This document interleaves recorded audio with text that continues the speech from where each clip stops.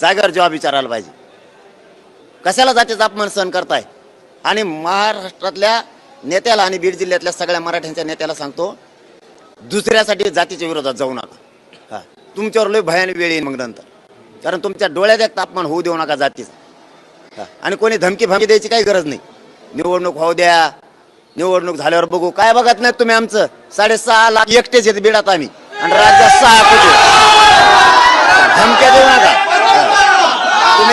तुम्ही असताना एखाद्या गावात, आसपासचे गाव माझे, तुम्ही असताना एखाद्या जिल्ह्यात, आसपासचे जिल्हे आमचे, त्या भानगडीत पडू नका. माझी जात एक नव्हती त्यावेळेस महाराष्ट्रात मराठ्यांनी अन्याय सहन केला. मी महाराष्ट्राबद्दल बोलतोय, नुसत्या बीड जिल्ह्याबद्दल बी नाही. माझी जाती एक नव्हतं अन्याय सहन केला. आता आम्ही सहन करायला मोकळे नाहीत. आम्ही कोणाला पाय लावणार नाहीत. आम्हाला कोणी पाय लावायचा नाही अजिबात. कारण तुम्हाला इतकं सांभाळून जर तुमची अशी भाषा असेल, कसे मराठी मतदान करतील तुम्हाला?